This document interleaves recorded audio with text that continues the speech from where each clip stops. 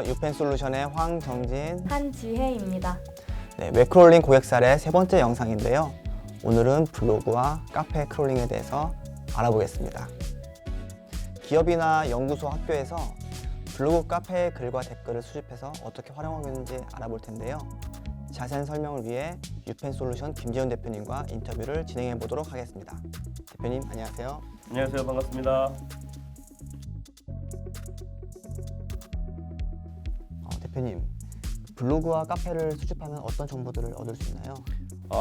기본적으로는 많은 사람들이나 혹은 기업들의 어떤 생각들이 무엇인지를 우리가 수집하는 게 주요 목적이 될 텐데요. 주로 수집하는 항목들이 게시글의 제목, 그다음에 본문, 그다음에 거기에 달려 있는 뭐 좋아요 수, 싫어요 수, 조회수 같은 이런 반응 지표들도 있고요. 그리고 댓글, 또 반응 지표들 이런 것들을 다 총체적으로 수집하는데 공통적으로는 게시물의 제목과 본문 내용은 기본적으로 수집을 하죠.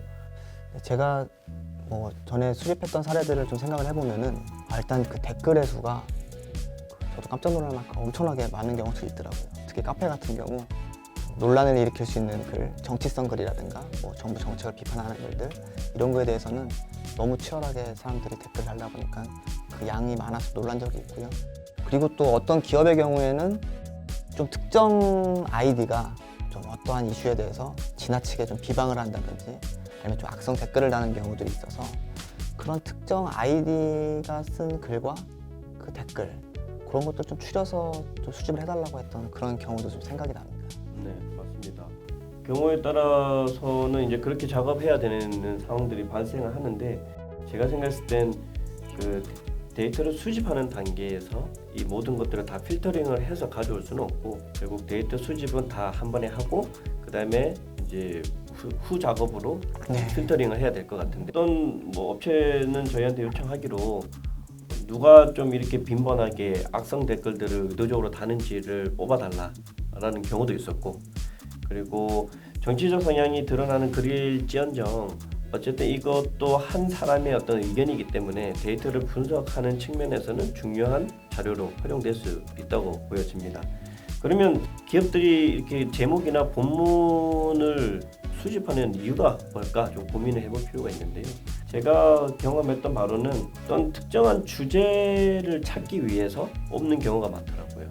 지금 이 시대에 사람들이 어떤 주제에 대해서 많이 언급하고 있는지 좀 이런 것들을 뽑는 게 기업들 입장에서 되게 필요할 것 같은데 하나 예를 들면 청바지를 만드는 회사가 청바지를 어떤 디자인으로 어떤 패턴을 넣어서 어떤 색상으로 만들어야 될지 이제 고민을 할 텐데 그런 고민을 하기에 앞서서 사람들이 청바지를 구매할 때 어떤 것들을 주로 보는지에 대해서 좀 미리 분석해 볼 필요가 있잖아요. 사실 그런 걸 분석하기 위해서 이런 온라인상에 올라와 있는 이런 데이터를 수집하는 거고 특히나 이제 개인의 블로그나 이런 것들은 자기의 상품 이제 후기를 올리는 경우도 많다 보니까 그 특정 주제에 대해서 자세하게 적혀 있거든요. 그럼 자세한 내용들을 분석해 보면 어떤 청바지를 만들어야 될지에 대한 분석 결과가 나오는 거죠. 근데 그 양이 이제 더 많아지면 더 정확한 결과가 나올 것이고요. 그리고 이런 조회수나 그리고 좋아요 수, 싫어요 수 이런 반응 지표들을 또 수집하는 목적은 특정 주제에 대해서 얼마나 많은 사람들이 관심을 갖고 있냐를 반향을 보기 위해서 수집을 하는 거거든요. 반응을 보기 위해서 수집을 하는 건데 이런 반응들이 얼마나 있는지에 따라서 또 기업 입장에서는 분석을 할 때 지금은 김치찌개가 100만 조회수에 달했는데 된장찌개는 10,000건의 조회수 달한 거에 비해 100만 건에 달한 김치찌개가 더 지금 핫한 이슈구나. 그럼 김치찌개에 대해서 뭔가 또 포커스를 맞춰야 되잖아요. 그래서 이런 반응들을 실시간으로 모니터링해서 사업에 적용하기 위해서 수집을 하고 있습니다. 고객들의 반응이나 시장 조사하는 데 굉장히 도움이 되겠네요. 네. 그리고 또 재밌는 사례는 기업 블로그의 경우에는 자신들이 지금 현재 어떤 걸 하고 있고 어떤 기술을 연구하고 있고 이런 내용들이 자세히 나와 있거든요. 그러면 이제 투자 회사나 이런 금융권에 있는 회사들은 그 기업이 지금 어떤 기술에 인력을 집중하고 또 어떤 사업에 집중하고 있는지를 알 수 있는 거죠. 미리 알 수 있다는 것은 또 그거에 대한 어떤 시장의 마켓이나 그 회사가 또 일으킬 수 있는 매출의 어느 정도의 또 예측 분석도 가능한 거기 때문에 기업 블로그를 또 전문적으로 수집을 요청하는 경우도 많이 있습니다.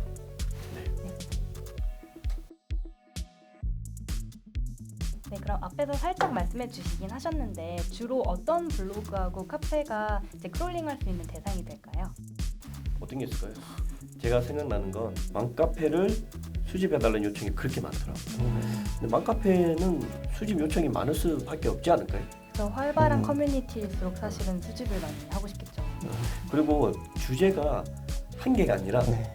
특정한 주제가 아니라 정말 굉장히 다양하죠. 브로드해요. 네. 굉장히 브로드해서 뭐 요청하는 기업들을 보면은 조그마한 중소상인들도 있고 뭐 소상공인들도 있고 뭐 아기 용품 파는 회사뿐만 아니라 아기 교구제 파는 회사, 심지어 또 아기들 식품들 파는 회사, 네. 그리고 또 뭐 맘카페가 완전 어린 아이들만 있는 데는 또 아니고 또 연령대가 있는 뭐 중고등학생들도 있는 엄마들이 많기 때문에 또 그 아이들이 뭐 어떤 옷에 구매를 할 때 어떤 브랜드가 또 사달라고 요청을 엄마한테 떼쓴다 뭐 이런 내용들도 있기 때문에 이 맘카페의 데이터를 가지고 사업에 활용하시려는 업체 관계자분들이 굉장히 많으시더라고요. 네네. 그래서 저는 맘카페들이 되게 인기가 많다는 걸 실감했고 또 뭐 생각나시는 것들이 있으실까요? 어떻게 보면은 이제 뭐 맛집이다 이러면은 그 요즘은 검색을 하면은 관련 블로그 리뷰들이 굉장히 많이 나오잖아요. 그 같은 레스토랑을 갔던 그 블로그 리뷰들을 다 크롤링을 하면 사실 실제로 가보신 분들이 어떻게 느꼈는지 요즘 되게 자세하게 많이 쓰시더라고요. 뭐 맛은 어땠는지, 뭐 서비스는 어땠는지 그런 거를 리뷰를 해서 드리면은 좀 더 정확한 정보가 되지 않을까 싶습니다. 또 다양한 사례들이 있을 것 같은데 또 혹시 기억나는 게 있으실까요? 네, 뭐 맘카페와 같은 굉장히 이제 유입이 많은 브로드한 주제를 다루는 뭐 그런 카페도 있을 수 있는데 정말 타겟이 명확한 그런 어떤 제품을 파는 예를 들면은 뭐 약을 파는 기업이라든지 그런 경우는 그 약이 치료를 할 수 있는 어떤 질병을 앓고 있는 사람들의 그 환자들의 모임 카페 그렇게 굉장히 좀 전문적으로 타겟팅해서 하는 경우도 있는 것 같고요. 게임도 만약에 출시를 한다 그러면 게임 커뮤니티 되게 중요할 것 같거든요. 유저들이 이번에 새로운 제품을 거기서 또 내보냈는데 반응이 어떻다 이러면은 바로 반응을 사실 적용할 수 있잖아요. 서비스를 개선시키는 데 있어서 그런 것도 되게 좋을 것 같아요. 여기서 재밌는 포인트 하나 말씀드리면 기업들이 카페나 혹은 블로그 글들을 수집을 해서 활용하는 데 있어서 본인들이 직접 안 하더라고요.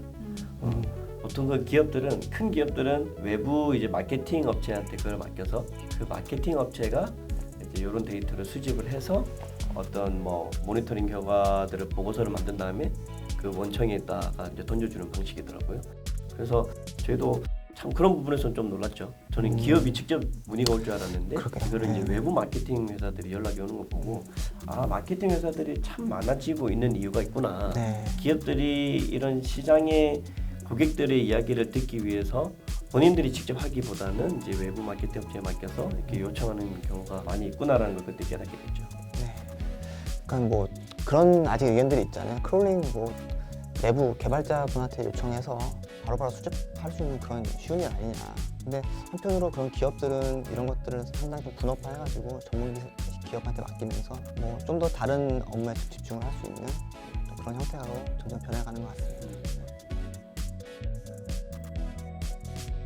네, 그동안 수많은 카페 블로그 수집 요청이 있었잖아요.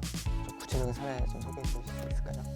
사례를 소개해 줄 수 있죠. 근데 항상 사례를 소개할 때마다 좀 신중하긴 합니다. 왜냐면 고객사하고 네. 제 계약을 맺을 때 고객사의 명과 그리고 그 고객사가 무엇을 했는지에 대해 우리가 자세히 어디 외부에 노출하지 않겠다라고 했기 네. 때문에 참 그게 근데 딜레마인 것 같아요. 그럼요. 예, 그 저희도 뭐 딜레마죠. 되게 자신 있게 소개를 하고 싶지만 너무 자세하게 나가면은 또 기업의 기밀이기도 하고 그런 부분이 있어서 네, 네. 맞아요. 그래서 자세한 거는 저희한테 직접 여쭤보시고요. 뭐 전화로라든지 아니면 이메일이라든지 저희 채널이 열려 있으니까 자세히 문의 주시려면 그런 것들 통해서 이제 여쭤보시면 되고요. 간략하게 좀 설명을 드리면은 한 글로벌 제약사의 이제 요청이 있었는데 좀 여기 규모가 큰 회사예요. 최근에 저희가 진행했던 프로젝트인데 그 당뇨 치료제를 만드는 이제 글로벌 제약사였어요. 이 당뇨 치료제를 만드는 데 있어서 이제 고려해야 될 사항들이 뭐 무수히 많을 거잖아요. 근데 이쪽에서 이제 접근하고자 했던 방식은 시장에서 실제 우리의 치료제를 구입해서 쓰는 환자들 그리고 이 환자들을 치료하고 돌보는 의료진들 이 의견들을 이제 수집하기 원했던 거예요. 환자들이 모여 있는 그 카페들이 있어요. 그 환우 카페라고 해서 당뇨병의 질환이 있으신 분들이 모여서 자기의 뭐 병의 상태라든지 그리고 뭐 치료의 방법이라든지 뭐 이런 것들을 자유롭게 공유하는 카페들이 많이 있거든요. 그런 카페들에서 일반 환우들의 게시글들이나 또 거기에 달린 댓글들이나 이런 것들을 분석을 해서 우리 약품을 고객들은 어떻게 생각을 하고 있는지에 대한 분석 결과를 뽑아낼 수 있는 거죠. 그런데 일반 환우들이 얘기할 수 있는 수준은 엄청 전문적인 수준은 아닐 거잖아요. 그런데 또 전문적인 수준의 그런 대화들까지도 이제 필요로 한 거죠. 그래서 의료진들이 모여있는 또 카페들이 있어요. 네. 여기에서 또 당뇨에 관해서 이제 언급된 이제 말뭉치들을 뽑아보면 당뇨에는 뭐 A라는 성분이 필요한데 그 성분이 들어간 약제가 어떠한 건데 어떤 제약사가 만든 어떤 당뇨 치료제는 이 성분이 없어서 제대로 당뇨 치료를 못하더라. 이런 아주 구체적이고 전문적인 내용들이 포함되어 있어요. 이런 것들까지 같이 수집을 해서 분석을 하면 좀 더 유의미한 결과들이 많이 나오고 요것들을 약품을 만드는 데에 활용하면 또 시장에서 잘 팔릴 수 있는 이제 약품이 나올 수 있는 확률이 높아지는 거니까 그런 식으로 또 데이터를 많이 수집했던 기억이 납니다. 되게 좋은 사례인 것 같아요. 왜냐하면 사실 좋은 약을 계속 개발을 해야 하는데 만약에 예민하신 환자분들을 직접 인터뷰해야 된다고 생각하거나 아니면 바쁘신 의료진분들을 붙잡고 이거를 물어봐야 된다고 생각을 하면 맞아요. 사실 되게 힘든 일이잖아요. 그랬을 때는 너무 효율적일 수 있는 방법인 것 같아요. 맞습니다. 그럼 혹시 또 실무자분들이 기억나시는 다른 사례들이 있으실까요? 애견 용품을 판매 유통하는 회사였는데요. 소비자 의견들 뭐 직접 들을 수 있지만 역시 이것도 효율적으로 그 정보들을 얻으려다 보니까 여러 가지 지도 서비스들 있잖아요. 지도 서비스에서 뭐 예를 들어서 뭐 애견 카페라든지 그런 걸 검색해서 나오는 업체들이 좀 나오고 그 카페 사이트 들어가면은 그 카페에 들어갔던 후기 블로그 글들을 쭉 모아서 볼 수 있거든요. 그래서 그런 카페들에서 어떤 일들이 있었는지 그런 것들을 좀 수집을 했던 그런 사례들이 생각이 납니다. 이 지혜 씨는 뭐 생각나는 게 있으실까요? 저는 한 대학교 사례가 생각이 나는데요. 이제 대학교들이 예를 들어서 어디 위치에 기반에 있다 그러면은 그 지역 사회에 대한 현안들을 알고 싶을 수가 있잖아요. 이제 어느 지역에 주요 현안이 어떤 게 있는지 요즘 그 커뮤니티의 분들은 어떤 주제로 얘기를 많이 하시고 계신지 이제 그러한 주제를 저희가 직접 알아보고 또 특히 약간 예민할 수 있는 뭐 정치적인 이슈들이 있을 때 뭐 원전이라든지 이런 이슈들이 있을 때 정말 어떻게 생각하시는지 이런 거를 좀 크롤링했던 사례가 생각납니다. 맞아요. 그 뭐 좀 더 나아가서 생각이 나는 게 있는데 공공기관들은 예산을 받고 그 예산을 가지고 시민들이 불편함을 해소하고 또 도움이 될 만한 어떤 정책들을 만들어내는 게 목적이잖아요. 그러면 시민들이 무엇을 불편해하고 어떤 것들을 개선해 주기를 원하는지에 대한 이해도가 있어야 되는데 그 이해도를 높이려면 결국 사람들을 만나서 다 일일이 인터뷰해서 요새 뭐 어떤 부분에 있어서 불편함을 느끼십니까? 다 설문조사를 못 하거든요. 그렇기 때문에 이런 커뮤니티의 사이트에 들어가서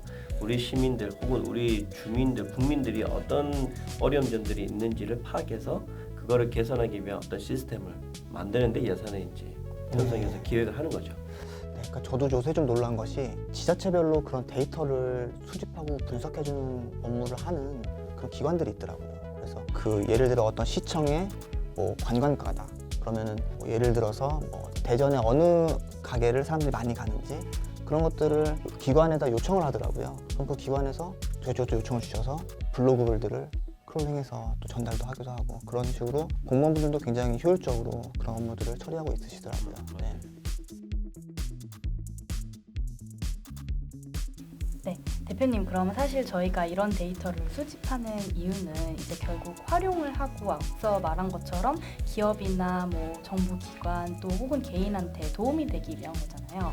활용을 할 때 어떤 분석 방법들이 있을까요?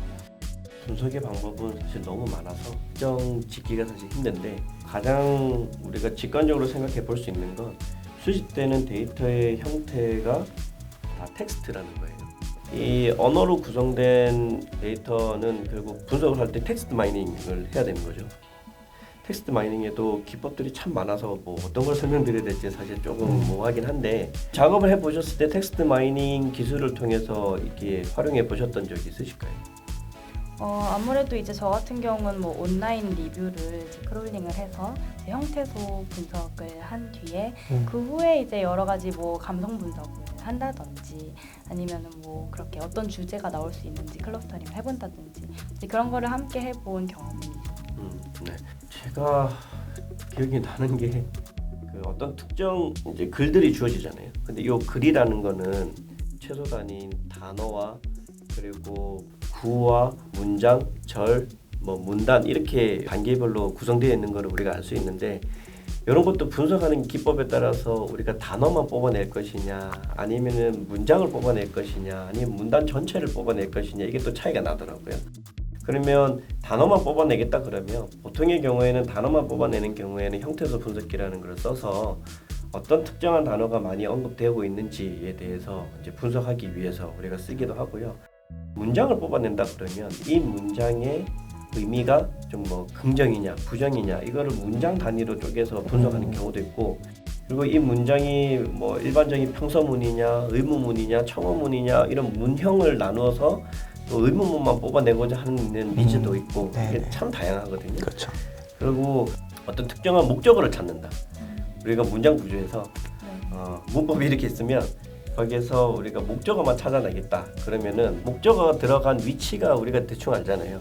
무엇을 했다라고 했을 때 무엇을이라는 것을 찾기 위한 이 문장의 구조에서 또 분석 방법이 있는데 이런 것도 사람들이 뭐 마셨다라는 글 문장이 있으면 사람들이 무엇을 마셨는지를 알고 싶은 게 기업의 이제 요구사항이잖아요. 그러면 이런 것들을 저희가 또 문장 분석을 해서 목적어를 따로 이렇게 추출을 해가지고 사람들이 물을 많이 마셨다, 뭐 아니면 사람들이 음료를 많이 마셨다, 콜라를 많이 마셨다 이런 것까지도 이제 세분화해서 작업을 또 진행할 수 있는 텍스트 마이닝 기술들이 있어요. 그래서 이거는 고객사가 무엇을 원하는지 그리고 이걸 통해서 하려고 하는 게 목적이 무엇인지만 명확하게 저희한테 알려주시면 저희가 그 목적을 듣고 세부적으로 필요한 기술들이 이러한 것들이 있을 거다라고 얘기를 해주고 이제 작업을 진행하는 방식인 거죠. 그럼 말씀해주신 거 생각해보면은 형태소도 굉장히 다양하게 지금 끊어질 수가 있잖아요. 그럼 그런 것들이 이미 모아져 있는 사전 같은 것들도 꽤 있고 되게 활용할 수 있는 것들이 많을 것 같은데 어떤 식으로 활용하는지 혹시 살짝 말씀해 주시겠어요? 사전은 정말 좋은 말씀해 주신 거예요. 그 사전이 왜 필요하냐면 저희가 사람이 똑같은 단어, 예를 들어 코로나라고 우리가 단어를 찾아야 된다고 가정했을 때 기계 보고 코로나라고 입력을 해놓고 그 기계가 수많은 문장 내에서 코로나라는 단어를 찾아오는 거는 참 빠르고 정확하게 할 수 있는데 사람이 그거를 직접 해야 된다 그러면 한 몇 문장 못 보고 사람이 지쳐서 아마 못할 거거든요. 제대로 된 결과도 안 나오고. 그래서 이런 문제점들이 있기 때문에 사전이라는 걸 우리가 미리 만들어야 되는 이유가 여기 있어요. 기계 보고 어떠한 단어가 들어가거나 혹은 어떠한 뭐 문장이 들어간 게 있으면 이거를 수많은 글들에서 자동으로 뽑아와라고 기계한테 학습을 시켜놓고 이 기계가 문장이 주어지면 거기에서 자동으로 걸러내 주는 거거든요. 여기에는 또 이제 기계 학습이라는 게 또 들어가서 우리가 흔히 말하는 인공지능의 분야 중에 하나인데 이 기계 학습을 통해서 또 텍스트 마이닝을 하는 게 사실 요새는 빈번하게 일어나고 있는 일이에요. 그걸 잘하기 위해서 필요한 게 이제 사전인 거고요. 네, 그렇습니다. 그리고 그런 작업들이 또 쉽게 느껴지지만 사실 이렇게 활용하려면 어렵기 때문에 저희 쪽에도 요청이 많이 있는 것 같습니다. 네, 그러면은 그 블로그와 카페 수집을 좀 추천해 주시고 싶은 업종이 있을까요? 굉장히 다양하죠. 그것도 굉장히 많아서 어떤 특정한 업종을 선택하기가 참 쉽지는 않은데 재밌는 건 이런 것들을 그러면 대기업은 다 하고 있지 않아? 라고 생각할 수 있는데 사실 다 하고 있지 않아요. 저희가 만나본 대기업들, 뭐 글로벌 또 기업들 생각보다 이런 데이터에 뛰어드는 그 속도가 굉장히 늦더라고요. 저희는 이미 다 하고 있을 거라 생각했는데 생각보다 늦더라고요. 그 이유가 뭐 여러 가지가 있겠지만 일단 이런 데이터 작업을 하기 위해서 전문가들이 많이 필요한데 사실 뭐 국내외적으로 데이터를 전문적으로 다룰 수 있는 그 사람이 사실 많지는 않거든요. 그리고 아까 저희가 서두에서 계속 답변을 하면서 얘기를 드렸겠지만 데이터를 처리하는 데 있어서 들어가야 될 기술들이 굉장히 많아서 이거는 다 할 수 있다? 그런 사람들이 사실 많지가 않아요. 그러다 보니까 너무 분야가 세분화되어 있어서 이거를 다 접목시켜서 하기에는 참 쉽지 않은 장벽들 때문에 아직까지도 대기업들이 다 뛰어들지 못하고 있는데, 그래도 최근에는 관련 기술들이 많이 나오고 또 논문들도 많이 나와서 저희가 그런 것들을 다 참조해서 고객의 요구사항을 다 들어주려고 노력하고 있다 보니 저희한테 이제 좀 대기업들이 많이 문을 두드리는 것 같아요. 근데 제가 이런 작업들을 필요로 하는 곳이 대기업뿐만 아니라 사실 작은 기업들, 좀 영세한 네. 기업들이 더 많을 거거든요. 근데 저는 마음 같아서는 대기업들도 이런 걸 이용해야 되겠지만 이 작은 기업들이 이런 걸 좀 잘 이용할 수 있는 좀 사례들을 많이 만들어 봤으면 좋겠어요. 뭐 저희도 계속 하나둘 많이 만들어 가고는 있는데, 뭐 조그만 스타트업 운영하시는 대표님께서 하셨던 일이 그 육아용품 판매하는 분이셨는데, 육아용품을 어떤 거를 수입해서 어떤 제품들을 또 취급을 해야지 잘 팔릴까. 그래서 그런 판매량 예측을 이제 해야 되는데, 그런 것들을 잘 하기 위해서는 결국 또 시장에서 사람들이 말하는 소리에 귀를 기울여야 되거든요. 결국 VOC에. 그러다 보니까 이제 이런 카페나 블로그 글들을 수집을 해서 지금 많이 팔릴 만한 아이템이 요런 게 있구나. 이런 것들을 이제 분석한 결과를 바탕으로 제품을 이제 수입해 오거나 이제 취급해서 이제 판매하는 거죠. 그렇게 하면 이제 재고가 쌓일 확률도 줄어들게 되는 거고, 그럼 재고에 드는 비용도 줄어들게 되는 거고. 그래서 큰 기업들이야 뭐 어떻게든 하겠지만 작은 기업들은 이런 거에 들어가는 비용들 자체가 굉장히 부담이 되니까 이런 작은 기업들이 좀 이런 데이터에 대해서 좀 많이 관심을 갖고 이용할 수 있었으면 좋겠다라는 바람이 있습니다. 네, 그 데이터 바우처 사업이라는 게 있잖아요. 네. 그렇죠.